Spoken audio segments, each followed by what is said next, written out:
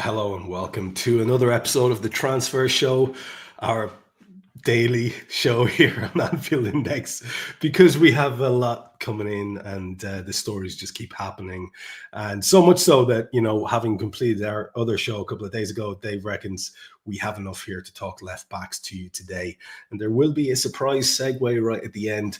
Probably no prize for guessing where that next show will be, which we'll get back to you on within a couple of days. This is how we roll now, it seems. And as the league gets a little bit closer each week, which is lovely to be able to say, what a thing to be able to say. And I think let's never lose track of that, the joy of that.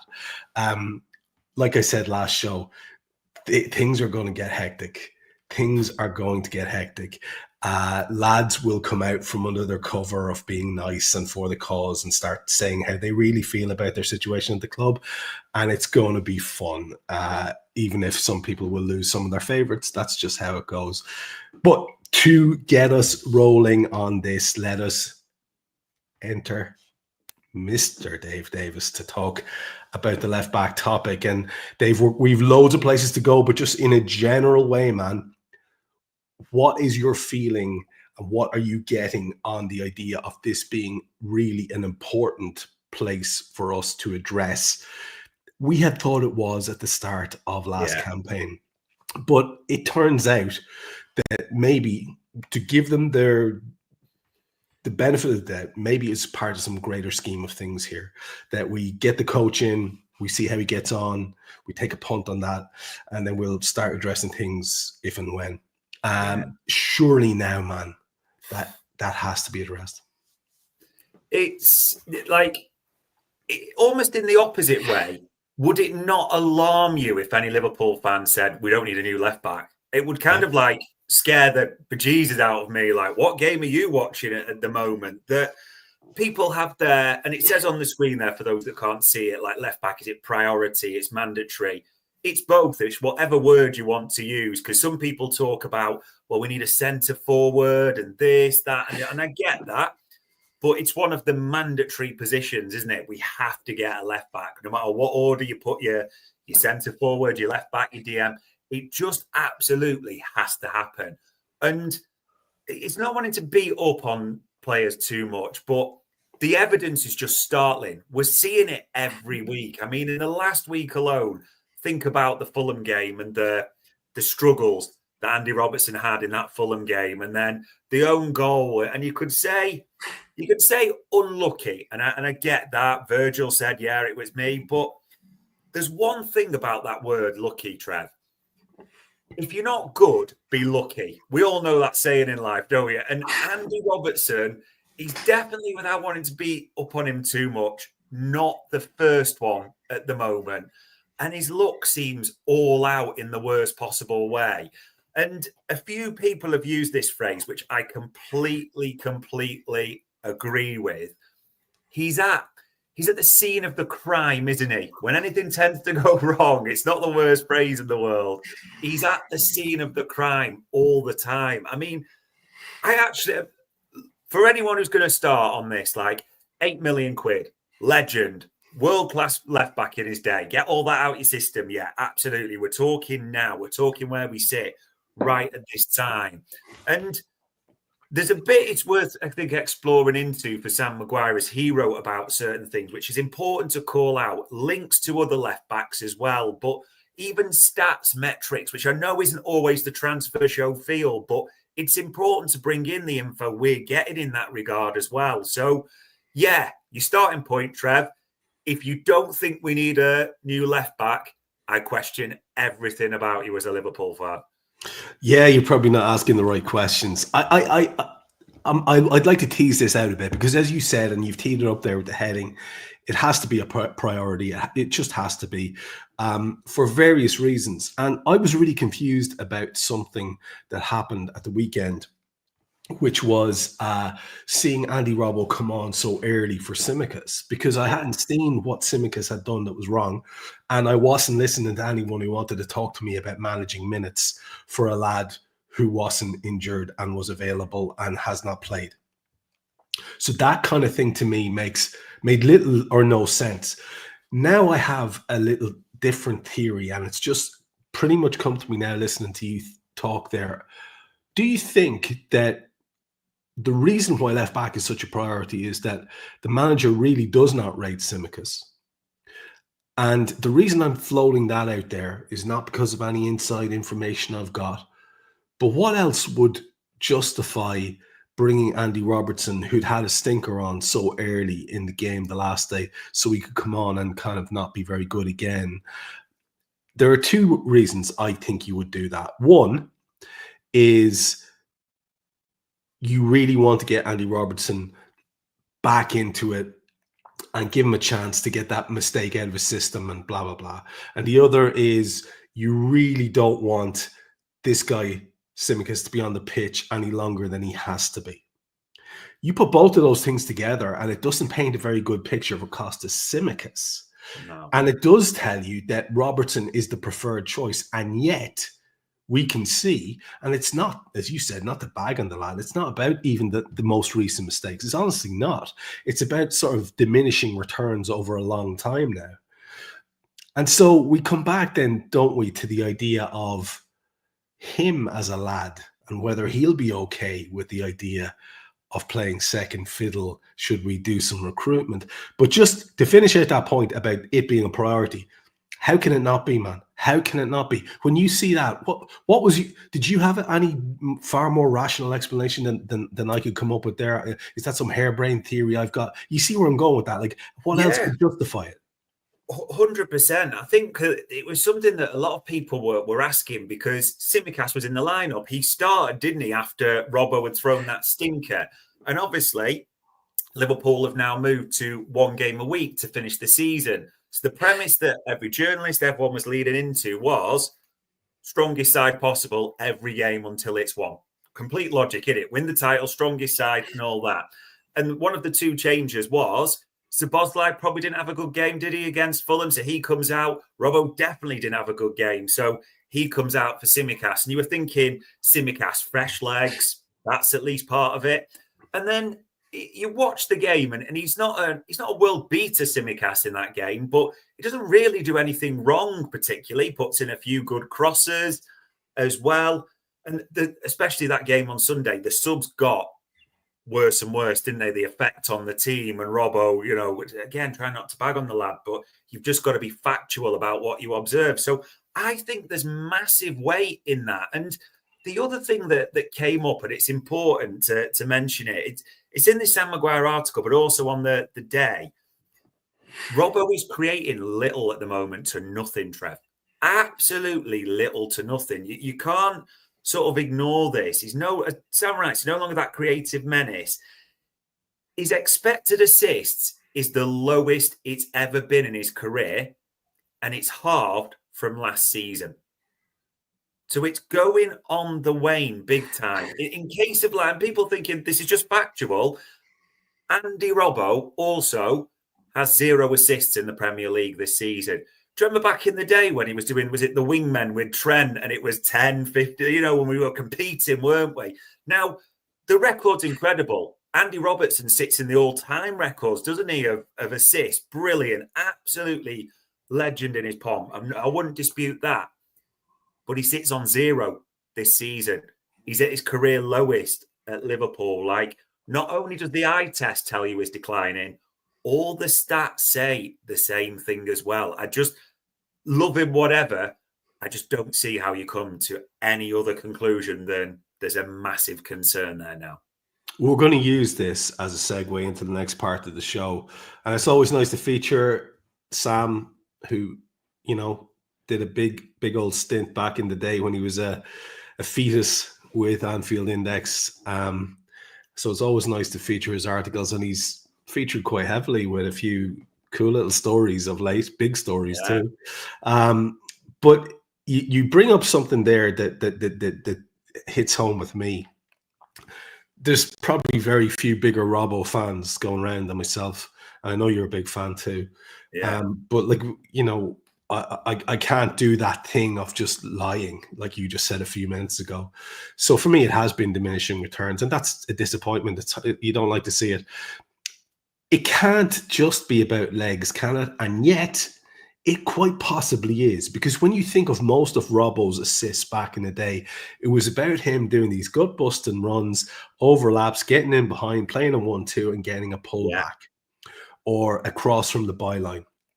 And Robbo's increasingly not in that position. That's an issue. And so to talk about the next little thing around Robbo and why we feel that this show is worthwhile because it has to be a priority, there potentially a little bit of a discrepancy between the Robbo that we see and the Robbo that Robbo sees. You know where I'm going with this. 100% know where you're going with. And just before anyone thinks we're putting a slant, a bias on this, let's just listen to Robbo with his own words when he was asked on international duty about this. Just even this minute of clip audio, Trev, I think it is quite enlightening for how Robbo sees it. So I'll just play it for everyone. I think we've been linked with pretty much every left back in the world. But look, that's part and parcel of it. You know, you play for one of the biggest clubs in the world. I've been very lucky that I wouldn't put it down to luck, but I look back on, you know, these 8 years that I've had there, and I've been, you know, the starting left back at one of the best clubs in the world for that long, and that's something I'm very proud of. You know, within myself, and your time comes, and I don't think my time's there yet. But you know, whatever happens with the club now, whether we do bring in somebody or we don't bring in somebody, then so be it. But you know, I think I always back myself. Look, there's been a couple of moments this season where I've maybe not covered myself in glory and things like that, but I also think maybe other things have been, you know, took way out of proportion. I think certainly the last couple of months, I think the performance levels have been there for me. I think the performance levels have been there for the team, which makes it easier. But I think, you know, if you look back on probably all the games this season, then I've had a relatively good season. Quite, even in just a minute there, that's just a minute of audio, Trev. And it's always opinions, isn't it? But I think I've had a relatively good season. I still back myself, you know. I think it's blown all out of proportion. Like you, I love Robbo. And I get, he is a fighter, so he's going to come out fighting his own corner. Of course he is. There's no doubts about that at all. You know, that's why he's a captain. He's part of the leadership group as well. But like you said, that doesn't back up, in our opinion, what we're seeing at the moment. That also, it doesn't strike you as someone who we should probably steer into, like, thinks it's I'll happily drop to number 2 and see out my career and play out a few games for the Reds, that type of thing. I just thought just that minute of audio was so distinct, we had to play it. Well, it's a beautiful bit of context, because it's an honest opinion from a guy who, and this is where I come down on this, and I said it to you before. I think I said it on the last show. It's a guy who's incredibly proud. Yeah. And I think, you know, I've had some interesting interactions on Twitter this week. We'll get back to it later on. I think if you understand what it is to be a proud man who likes to think that he's good at what he does, you will be able to relate to that. You don't want to think about someone who's coming up and who's better and who could push you out. You know, it's not a pleasant place to be. And if you have that level of competitive pride, which is one of the chief attributes of Andy Robertson as a footballer, that grit, that determination, those cliched words, that's ingrained in you. It's hardwired into you as a person. I don't want to hear Andy Robertson saying, well, maybe we'll get like someone like Milos Kerkez in and we'll improve, and then I can maybe come in for 20 minutes every so often. Like, you don't want to hear him say that, because that would mean he's not him anymore. No. So I think with a situation like that, you're looking at, and I think we've got the right man, by the way, to make this call now, the dispassionate man that is currently the manager, as opposed to the guy who plucked him from obscurity, gave him his break, and had him as a lieutenant for so many years. I don't think Jurgen finds that as easy as a decision to make, but I think our man in now is capable of that ruthless cutoff. Yeah. But you've floated this out before, and we've discussed on various shows, including Raw. I mean, if we were to let one go and get one in, because as you said last week, one of the few things we've been linked with very, very, very clearly is left back. What about the Tsimikas idea? Why? Like, I mean, most people will agree that Tsimikas is not the player Andy Robertson is when Andy Robertson is at his best. It's just that Andy Robertson at his best is not a common thing these days. If you were going to keep Tsimikas, what are the arguments for that? And do you have any insight as to whether he is liked by the manager? Because, like, I've just given you my theory, man, with that substitution. I think that's a guy who our manager, Arnie, would rather not have on the pitch if he didn't have to. I can't see it any other way. Almost, I'm going to call it conventional wisdom, or the majority of wisdom seems, quote unquote, seems to be around this, that you keep Robbo with a year left to go because of his leadership, his impact on the group, well-liked, etc. You get rid of Tsimikas, which seems to be the common wisdom for whatever reason. And also, and I'm not even going to try and pronounce his name, but the guy who broke Tsimikas to Liverpool, Giannos, and a huge name I'm not going to try and pronounce to embarrass myself on that, actually said this week there are 3 Premier League offers in for Tsimikas.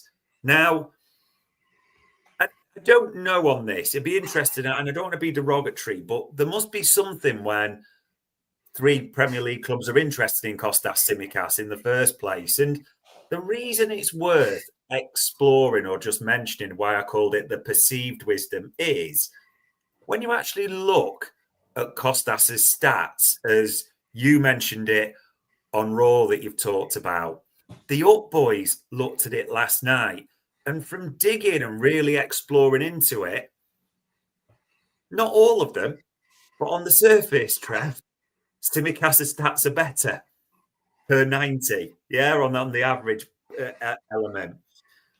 He's younger. But it almost seems like it's a complete no-no for a lot of people. And it's quite clear Arne Slot, as you said, the minutes tell their own story. He doesn't trust Tsimikas. And from digging on this, all you can kind of get is along the lines of absolutely he doesn't. But it's in terms of Tsimikas can be a bit rash. He's not liking what he's seeing in training and various things. So the evidence is just there, whatever you think of it. Tsimikas is not favoured, but we need to be clear on this, as the Up Boys mentioned the other night, as various people are calling out, the stats for Tsimikas per 90 tend to be better, just in simple terms. I mean, we talked about expected assists there. I mean, Kostas in the 94th percentile for 0.2. Loves a cross, doesn't he? Dangerous balls into the box. That's his game, 0.2. Robbo, at an all-time career low, dropped to 0.18 and decreasing. So a lot of metrics, like just on, if you were just leveling it on pure stats and age and the contract and the profile, Robertson actually makes more sense. A lot of database people will tell you, but conventional wisdom just seems to be leadership. Well liked by all the players because Virgil calls him, like a brother.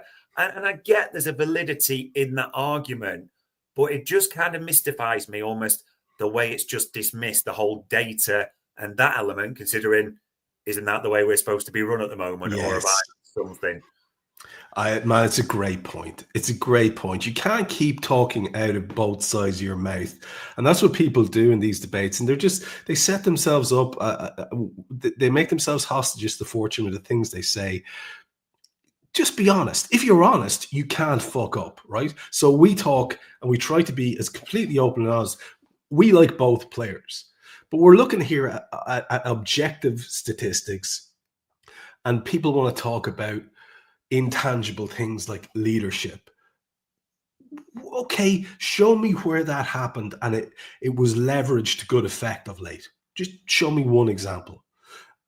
That's all I'm saying. Like, we have to be honest in the discussion. And there was a time when this man, Andy Robbo, was such a titan of our team. You know, an out ball all the time for Trent with those big ping diags. A brilliant man to retain possession, a great lad for a 1-2, fantastic on the dead balls. There's another thing. Tsimikas' dead balls are much better now too. Or at least eye test wise, I think they are. Maybe the stats boys would care to differ, but for me, his corners certainly seem to be better.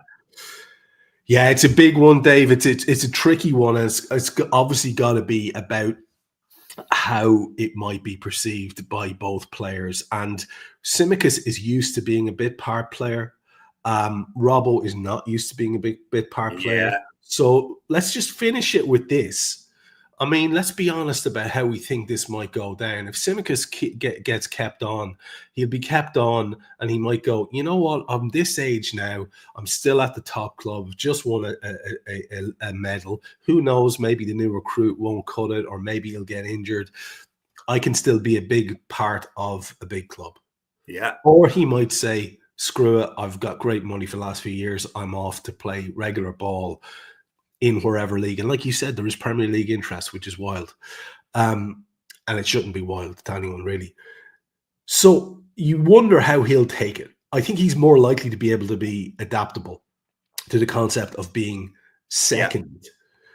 I don't think Robbo's going to take that well at all. Again, the pride thing. Show me a world in which, and we've just seen it, you played the interview. Discuss for me the reality in which Andy Robertson is second fiddle. How does that look to him? How does that feel to him? A guy who has the pride that we saw jumping at him there. I love that little line as well. It was a lovely little dig where he said, like, I've been lucky enough to, well, there wasn't much luck in it really.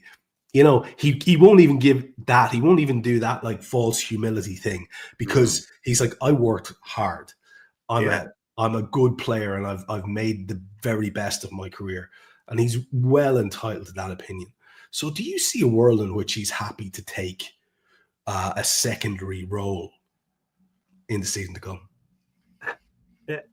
I'm struggling with it a bit, and people will reference like the whole Hendo scenario where, you know, the Jurgen Klopp had that discussion. It obviously didn't go very well, and we all know what happened from there.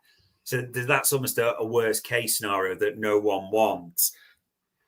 The problem I've got is, like you said, it's back to that clip. I think and again, you never know for definite, but in Robbo's head, he sees someone coming in and he's competing like he is with Tsimikas right now, and he can win that battle and get on top and, you know, be an alternate. And maybe this player comes in and, yes, my legs aren't what they were, but, you know, they can cover me at times. There's no way Liverpool are spending the money they're talking about spending to bring in a player who's going to play the minutes Tsimikas is. Not a chance in hell to start with. Then how does Robbo see that? And also, as you mentioned, God love Arne Slot, the head coach, you suspect he'll be quite frank in terms of if he sees it this way, like, no, he's one, you're two, or, you know, we'll say you compete. There's that element. But just as you said, everyone is just assuming this one line, and you mentioned pride. Everyone's assuming Robbo's going to swallow his just automatically, you know, and do the good for the team and do his place and all that. A lot of these players are absolutely at the top in a good way because of their fight, because of their mentality, you know, the way they know back themselves against all odds and all that type of thing. I completely understand that. But I think, just personally, a bit like you, everyone is making this the rosy last season, then into the sunset on a free as a hero. And it's possible. I'm not saying it's impossible, but I think there's a few maybe just personally assuming this is all going to go down that smoothly. Yeah, and just for balance, Simple Life in the chats there, I flicked it up so people could see it. Reckons we're being way too hard, and Robbo said he had a tough time with injuries, no pre-season, probably played when he should have rested. That's a squad issue because of no trusted backup. Again, that's a comment on Costa Tsimikas. And he says he's still a quality squad player. And right there is the only issue I'd have. Like, Simple Life's opinion is every bit as valid as anybody else's. And fair play. And I don't think we are necessarily being hard on Robbo. I think we're talking objectively. I hope so. But the only thing I would take issue with that comment is we spent the last 5 minutes talking about how Robbo is not interested probably in being a squad player. I don't see a world in which he is interested in being a squad player, whereas Tsimikas has proven that he can do that job and is happy to do it. That's the point. That's the point we're making. Interesting stuff, Dave. It's gonna obviously this is our context for why we think this is the priority signing. And of course, there's one name that we keep hearing again and again and again and again, and the story won't go away. And it is Mr. Milos Kerkez from Bournemouth. Talk to us around this and where the links are coming from. Whether you think they're particularly solid, because I know you do have a feeling about this one where you think there's actually quite a bit of heft to it because of the names who are providing the information around it. Yeah, it's exactly that. It just keeps coming up and up again. We almost alluded to it in the last transfer show. Like, it felt like the McAllister of the other summer, when the name just kept there was a feeling of inevitability around it. And even that from yesterday, that it was written from Mark Douglas saying that Liverpool are advancing their interest in Milos Kerkez, but Bournemouth want at least 40 million. It's almost at the stage, Trev, where the amounts mentioned, isn't it, repeatedly? The Times had the piece about 45 million. As you said, the names like Paul Joyce has mentioned him in his articles. David Ornstein has mentioned him in numerous articles. This is a name that just won't go away. And there was even a story about him the other day saying Manchester City are also interested. A couple of Italian clubs are interested as well. There's a couple of things on that when we went digging. Our info is, like we do on the transfer show, that he's not a target for Manchester City. We mentioned Destiny Udogie and other ones and, left backs in that regard. Also, as a few journalists, when you try and source Italian stuff, kind of scoffed at the idea that Italian clubs in the current financial climate would pay 40 million quid for a left back. Absolutely scoffed at that. So I think just to put that in perspective as well, Liverpool seem to be the main game in town at the moment, as far as we're aware, as far as where info goes. And we talk about the fee as well, because we've mentioned about the fee. I know I've sort of expressed my reservations when we're chatting like this to you. 45 million. Yes, I know it's not the days of Robbo for 8 million or Tsimikas for 12 million. I get that. Times change and the market changes. And people talk now, and there was a few journos when we reached out to them, made a few good points like, look at the market for fullbacks. Calafiori, how much has he been injured for Arsenal this season? Left back, 35 million quid.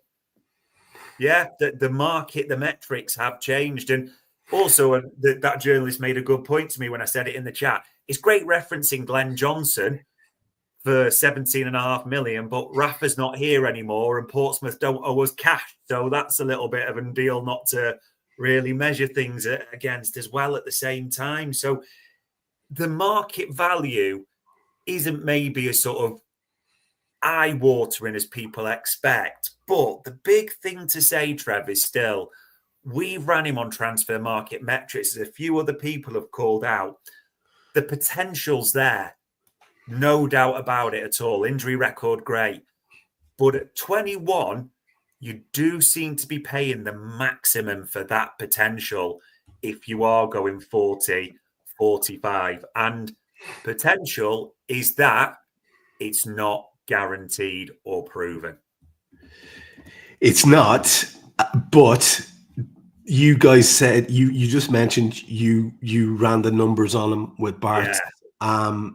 I mean, what were the takeaways for you in terms of, the eye test with me? What I like about him is he looks really dynamic. He looks strong.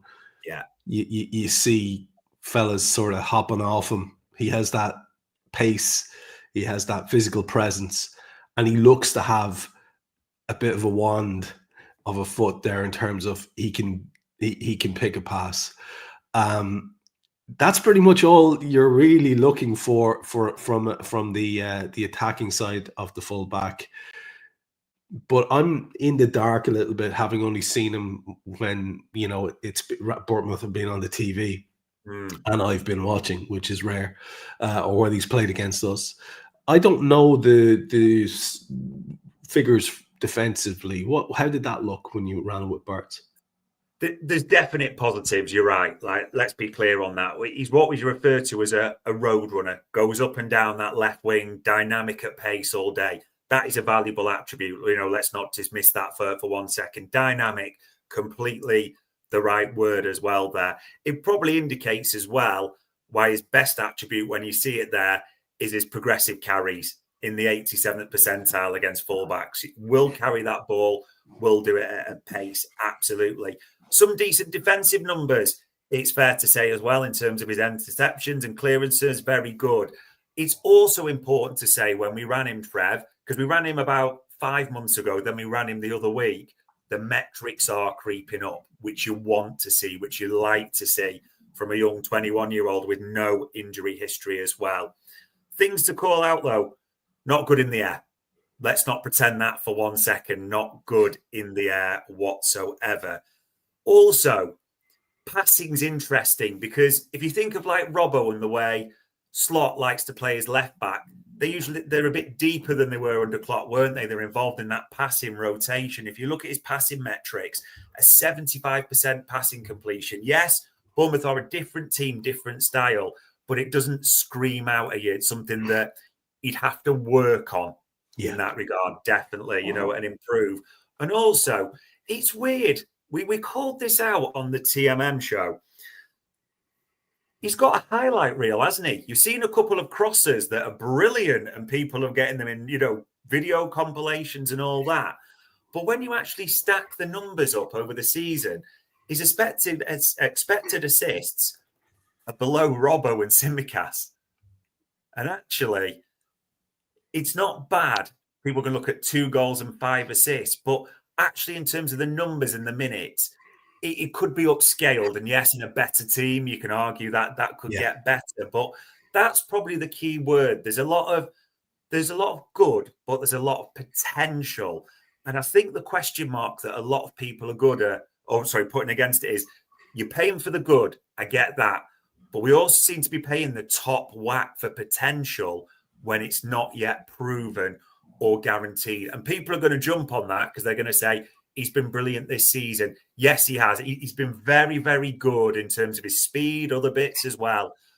But there are question marks when he comes to a bigger side and you want to scale up. And if you are paying 40, 45 million, you are almost gambling that happens and he's the left back for 7, 8 years, aren't you? These are all really good points. And, the eye-catching thing, I think, is the thing about Kerkez, right? Because if we trace him back, I think Maldini spots him, doesn't he? And, Maldini, best to do it in that position. Now, it doesn't work out for him at AC Milan, but obviously there was something there to be seen in the kid. He then goes and plays for a while with AZ Alkmaar. Yeah. Good link. And then, the more recent, like I think he plays like 33, 34 times for them. And then he's played 59 times for Bournemouth since 2023. Yeah. And I think the 2 goals he's got are this season. The goals would be a nice addition, let's be honest. Yeah. We would like to see some goals from our fullback. But you have to just say, maybe that's the thing with this guy, is that he is eye-catching. But when you actually sit down and really, really run the numbers, will it work? When you put that together with the sizable fee that's being quoted, that, it has to be very close to what it will be, because it's been repeated and repeated and repeated again. Here's a question for you. I know you wanted to touch on this. We both wanted to talk about this briefly. If the first big signing, because don't give me Fede Chiesa, but if the first big signing of the Dickie Hughes era is, I know, I have an idea, lads. Let's get Kerkez. You talked about optics. I don't know that Hughes would necessarily care, because I think it would be seen as quite a coup to get Kerkez because he's admired. So I don't know.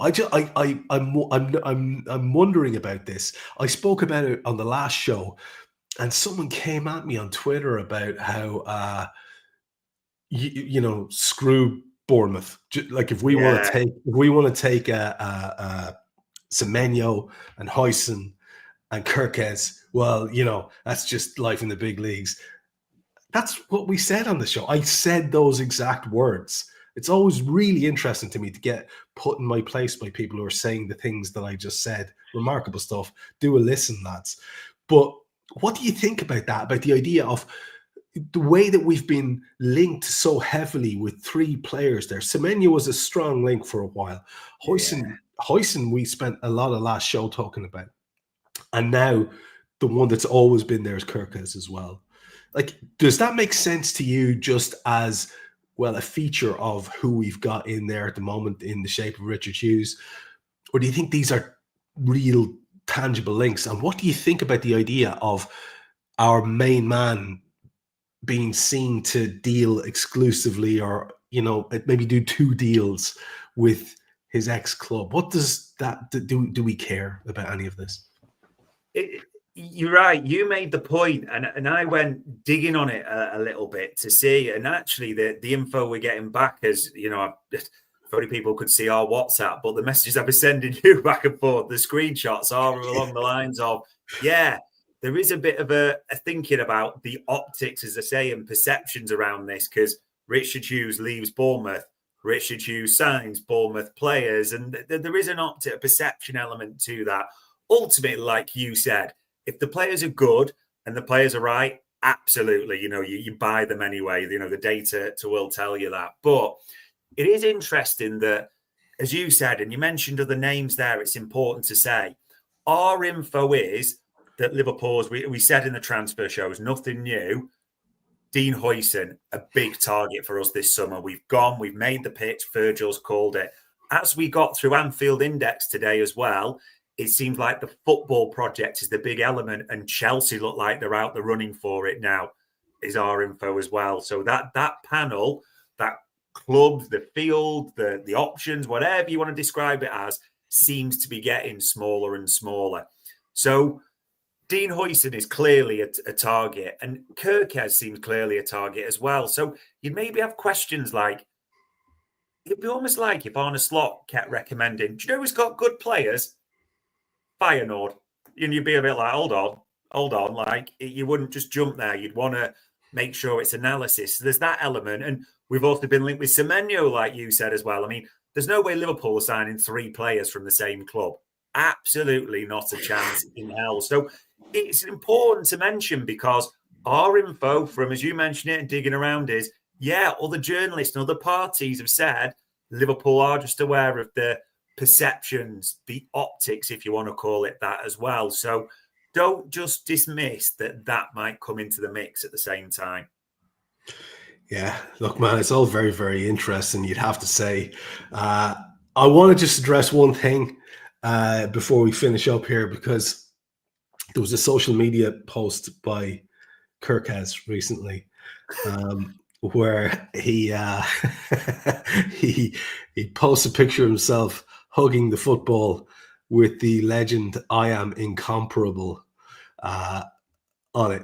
And my initial reaction, as it always is when I see displays of supreme confidence stroke arrogance like that, is like, I'm Irish, so I just go, get in the bin.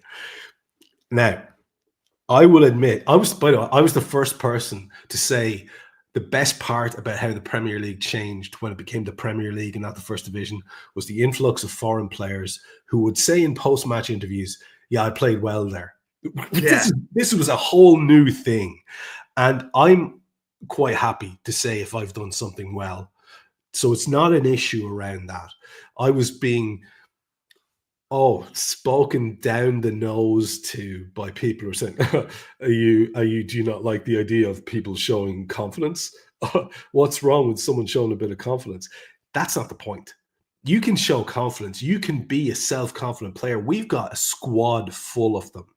But did you ever see Virgil van Dijk, who is fucking incomparable, posting a picture? Now, so my only thing was, maybe it's a gag. If it's a gag, happy days. I'm not in on it. I don't care. Good lad. Off you go. If that's in earnest, I can't get behind it. And it's got nothing to do with having, and by the way, if you're that high on people being, able to express their self-confidence, what do you think is going to happen next year when Robbo's saying every second week when he's not in the team that he thinks he's a great player and he doesn't deserve where he is? That's the flip side of it. So just acknowledge that. Look, there's nothing wrong with people being quietly and forcefully confident, like we saw in the Robbo interview earlier on. But that, to me, I don't know, man. Maybe I'm again, it's not to make a mountain out of a molehill. I honestly don't give a shit. If we sign the guy tomorrow, I'll get over myself. But we are aware of the no dickhead test. Let's be honest about this. Yeah. And it was just a little bit of a red flag waving. I just said I'd bring it up. What did you make of all that nonsense? What's funny is he stated, I'm incomparable. I was like, oh, he didn't watch the transfer market metric show we did there, did he? We compared him to everyone in that regard. And he didn't come up top in every single field. Let's put it that way. I mean, if he signs for us, it instantly goes down as youthful exuberance for me. And we'll roll with it. And, maybe Uncle Virgil will kick him into shape or just say, listen, lad, this, there's that, what I hope. And the only thing is, he keeps liking all the social media posts of Liverpool players renewing and all this. And he's posting I am incomparable and other things like that on his social media.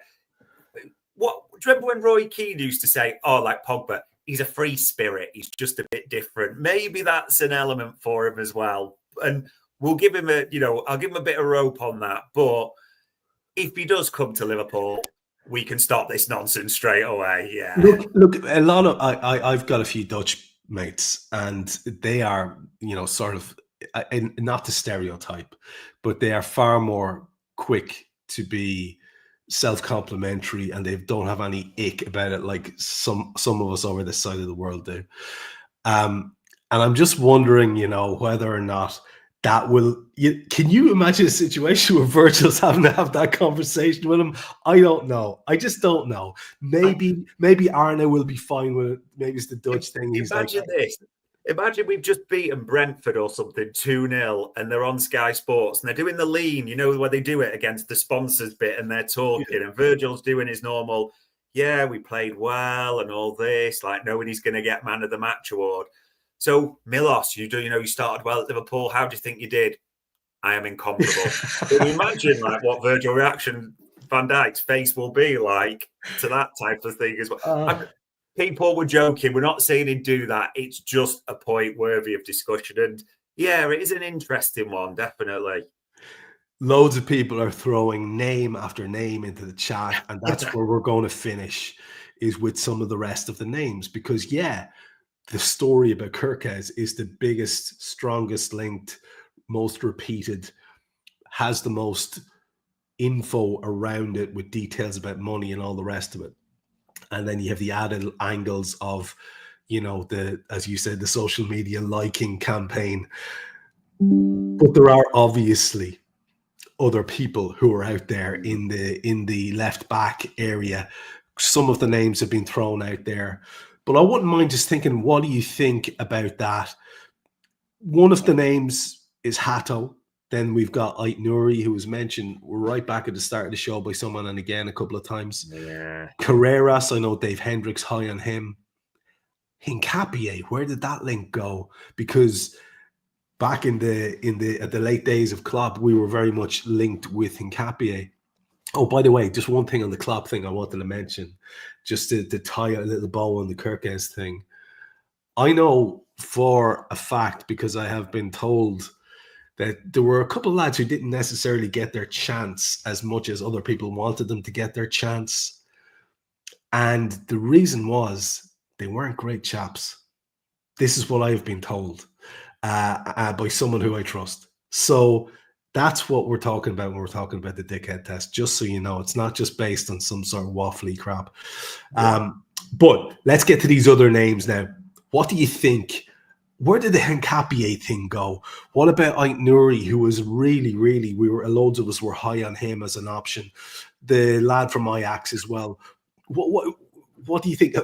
We got Tahir there in the chat saying, yeah, none of these left backs excite me. Sorry, Tahir. It's all we've got to go on, mate. But what do you think?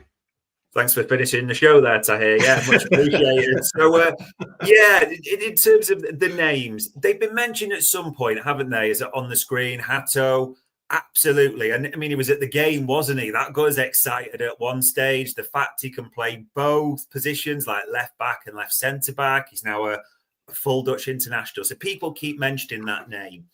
It's gone awfully quiet on that name. And from the latest digging around and trying to get anything on it at all, the info we're getting back, actually, Trev, is maybe not ready.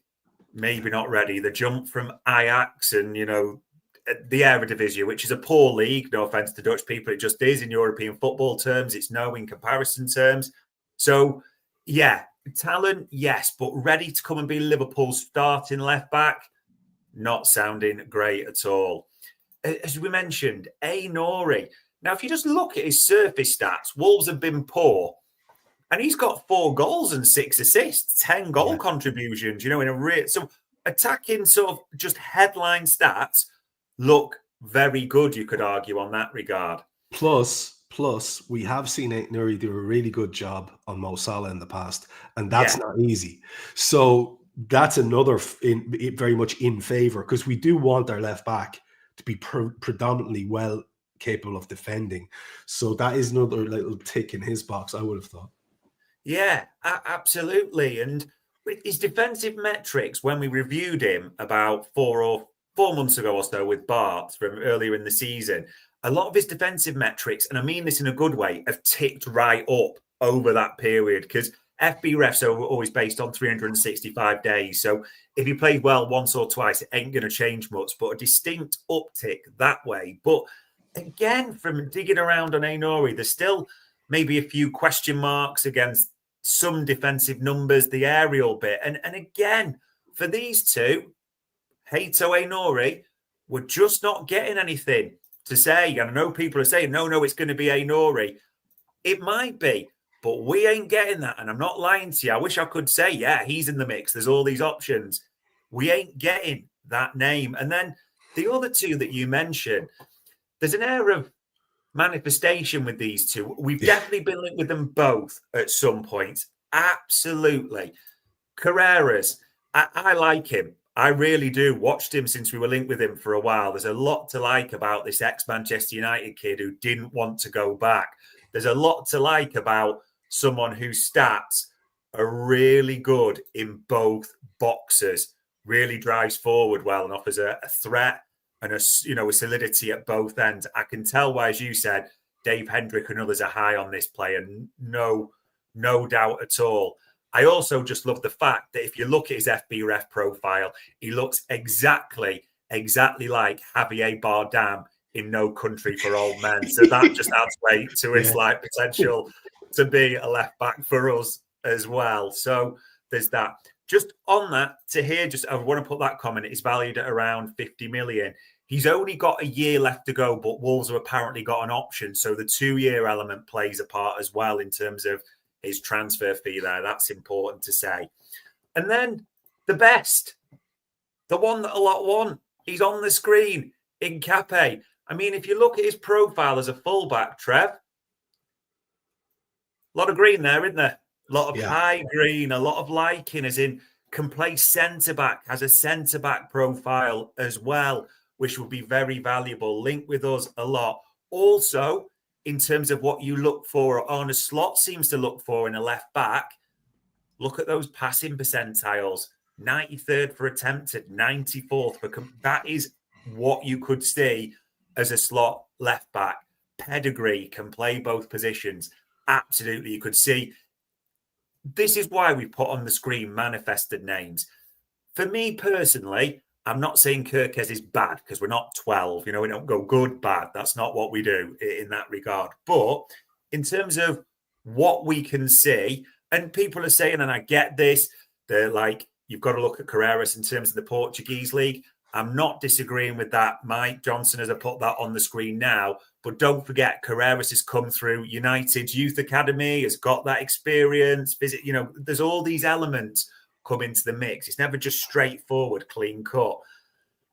It almost saddens me to say this. I want to be telling you, Trev, we've dug around and like Incape definitely, is a serious option like Kerkez. Yeah, Carreras, really, they're in for him. I want to be telling you that. But then I'm just lying to you.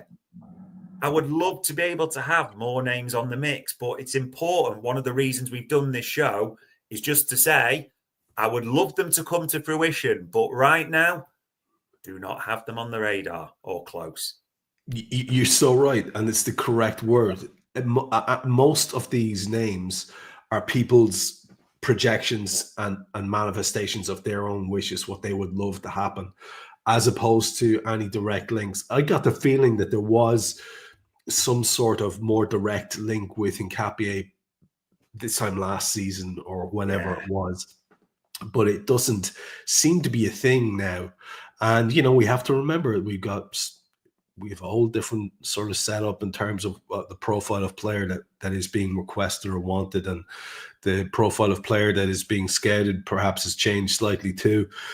It's going to be very, very interesting to see, but it is quite interesting that, as you say, unlike with some of the other positions where all the names are sort of equally, who knows, who can tell? Yeah. The Kerkez one is the one that, just like you said it before, it feels like a McAllister. It feels like the one that's, been flagged up so much it's going to happen. It's just a matter of when. So I don't know. And I don't know if that's enough. And I don't know who stays to back him up or who stays to fight for the position with him. We know some people in the chats will think it's absolutely Robbo and he can still do the things. And other people have been absolutely clear that they don't think Robbo is going to ever retain or attain those levels that he got before. So it's a very, very interesting one. And we should probably start wrapping it up, because I think we've done justice to the topic. We've talked about why it's a priority. We've talked about the people who are very much in the mix person. And we've assessed said person, and we've gave the other names that are either manifestations or have been mentioned in the past. But can we just address the elephant in the room here? Because we are talking about left backs, and this is just to tee up our next show, which we'll do whenever it suits you, man. We have to talk about the other flank, don't we? Because whatever about Robbo maybe goes, or Tsimikas maybe goes. Trent is being chased by the biggest club in world football, much as it sickens me to say that. A terrible set of lads I have no time for whatsoever. But it looks like it's a done deal. And people will say, well, it's gone very quiet now. You don't know. But like, how does it look for Trent now? He's purposely been quiet as a mouse, said nothing, hasn't done anything to influence the fans' opinion one way or the other. It would be a road back for the guy. I honestly believe that. Even no matter how good he is, if it doesn't happen, I'd be absolutely flabbergasted at this stage. So we have to admit then, don't we, that the right back situation, we're about to lose the best right back in the world, in my opinion. So how is that not the priority? That is the priority. In that case, do we feel, and this will absolutely send the lads in the chat wild, do we feel that Conor Bradley's the man? How can Conor Bradley be the man? He's a super footballer. He's a young talent. He has done so many good things, but he's been massively unavailable as well. How can you say we'll transition seamlessly? That's the same sort of, I don't know, shallow level of thinking that says, yeah, Robbo can just get right back to his best and play for another 2 seasons. But what about last season and the season before and the season before, where we could see the slow decline? Not that he's been awful, but that those great games have been less and less and less. Now we know that we are taking the best right back in the world. We are plucking him out of our team. What do we do there? Conor Bradley on his own can't be all of the solution. And it seems like Jarrell Quansah is not the favourite player of the manager either. What's your just thoughts on this, just to tee it up so that we can maybe go there next for our next show? It's this conventional wisdom I mentioned earlier when we talked about, like, for left back, it's fine because Tsimikas will go or Robbo will stay the year and it'll all be fine. There's no problem there at all. The majority conventional wisdom seems to be, it's fine. We've got Conor Bradley. He replaces Trent, another one in the academy. That's what we do. We keep that machine rolling like it's all golden. Like you, under Jurgen Klopp, Conor Bradley missed huge parts of the last season there. Huge parts. This season, Conor Bradley's had multiple hamstring issues and missed huge parts of the season.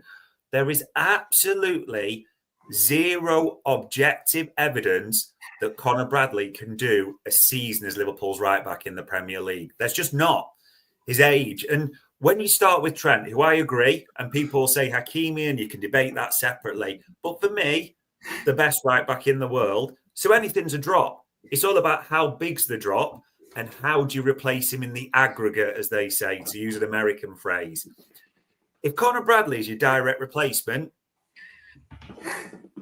I don't know. It feels like that game show where the power bar goes down and you've got to guess like where zero is type of thing. I'm just like, how low is that forwards a little bit? And that's not being derogatory to Conor Bradley at all. I like him. I like a lot of what he does.